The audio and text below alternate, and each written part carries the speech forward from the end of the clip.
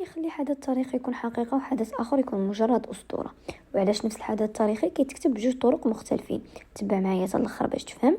اذا احنا اليوم في المحور الاول مفهوم التاريخ، المعرفة التاريخية ومجزوءات الوضع البشري. طبعا ملي كنسمعوا مجزوءات الوضع البشري كيف قلنا سابقا هي مجزوءة اللي كتهتم بكل قضايا الانسان بشكل عام. قبل ما ندوزو نشوفوا الجواب على السؤال اللي طرحناه في اول لا فيديو، غنشوفوا بعض المفاهيم اللي غادي نلقاو نيت في مواقف الفلاسفه اللي غادي يعطيونا الجواب.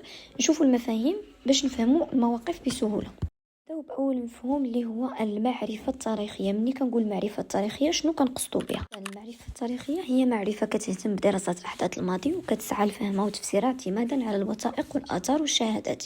هي معرفه كتهتم بديك الشيء ديال الماضي، كدرسوا التاريخ ديال الماضي انطلاقا من ولا اعتمادا على الوثائق التاريخيه، الاحداث القديمه، الاثار القديمه، الشهادات، وكتكون واحد الدراسه، يعني كتعطينا واحد الدراسه على شي حدث تاريخي.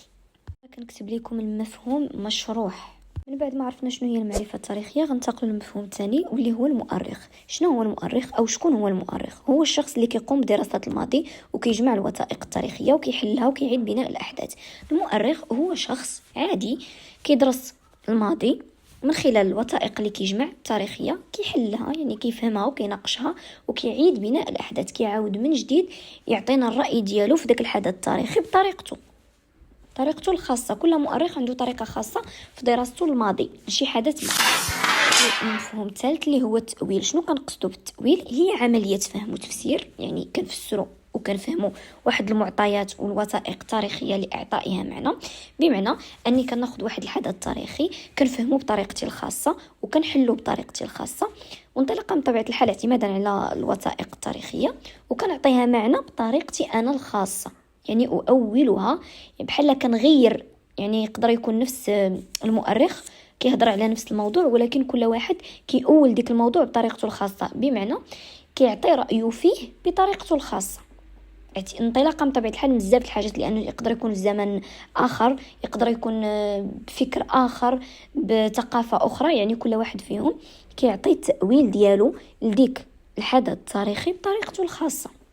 وهاد المفاهيم اللي عطيتكم غادي يساعدوكم بزاف، حيت اون فوا غادي نشرح لكم الموقف غادي تلقاو فيه هاد المصطلحات، غتلقاو راسكم واحد 60 و 80% فهمتوا الموقف ديال الفيلسوف.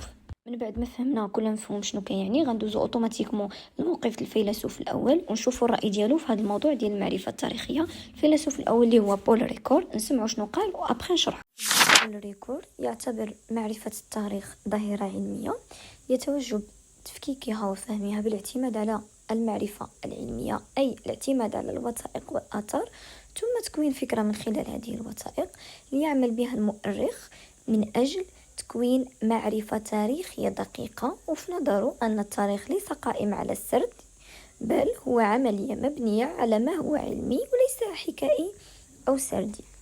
بمعنى بول ريكور كيقول لنا باش نعرفوا التاريخ، بعدا هو كيشوف التاريخ شي حاجة علمية، باش نعرفوه خصنا نفككوه ونحللوه، يعني نفهموه من خلال واحد الوثائق واحد الآثار، يعني من خلال ما هو علمي يتفكك من طرف المؤرخ بطبيعة الحال هو اللي شرحنا في الأول، يعني هو الباحث اللي كيكتب على التاريخ، وبالتالي من خلال دوك الآثار والوثائق يكون واحد ظاهرة علمية ويعطينا واحد الحدث تاريخي مبني على ما هو علمي وماشي على ما هو موضوعي، يعني ماشي غير كيحكي لنا من راسو، لا، ولكن انطلاقا من واحد الوثائق وواحد الآثار كيدرسهم ديك المؤرخ وكيعطينا واحد الظاهرة علمية صافي. هاد المحور الأول المعرفة التاريخية فريمون سهل.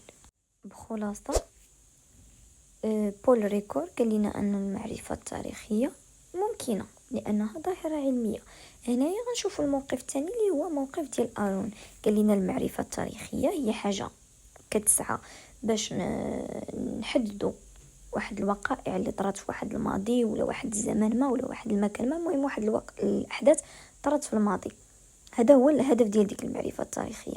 وباش نعرفوا هاد الأحداث اللي طرات في الماضي وحنا ماشي في الماضي، شي حاجة اللي صعيبة ماشي سهلة، باش نعاودوا نبنيو واحد الحدث طرا في الماضي نرجعوه في الحاضر من خلال طبيعة الحال الوثائق